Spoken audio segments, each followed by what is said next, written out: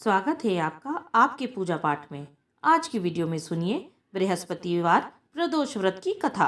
जब बृहस्पतिवार को प्रदोष का व्रत पड़ रहा हो तो उसे बृहस्पति प्रदोष व्रत कहा जाता है।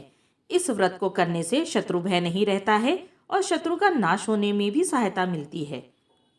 बृहस्पति प्रदोष की व्रत कथा। एक बार इंद्र और वृत्तासुर में भयंकर युद्ध हुआ। तब देवताओं ने दैत्य सेना को पराजित कर नष्ट कर दिया।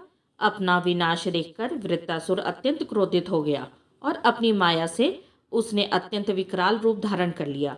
उसके विकराल रूप को देखकर सभी देवता भयभीत हो गए और उन्होंने बृहस्पति देव का आवाहन किया। तब बृहस्पति देव ने कहा, हे देवताओं, यह वृत्तासुर पूर्व समय में चित्ररथ नामक राजा था। एक समय चित्ररथ घूमता हुआ कैलाश पर्वत चला गया।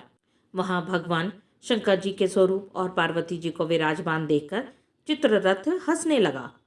चित्ररथ को हंसता देखकर पार्वती जी क्रोधित हो गई।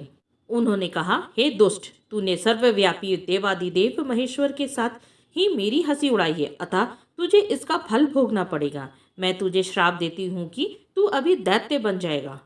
पार्वती जी के श्राप से वह चित्ररथ उसी क्षण दैत्य बन गया और वृत्तासुर के नाम से प्रसिद्ध हुआ। फिर इसने गंधर्व पर्वत पर उग्र तप करके शिव जी को प्रसन्न कर लिया। इसलिए अब तुम इसे जीत नहीं पा रहे हो। तुम लोग बृहस्पति प्रदोष व्रत करो, तभी तुम उस महाबलशाली दैत्य पर विजय प्राप्त कर पाओगे।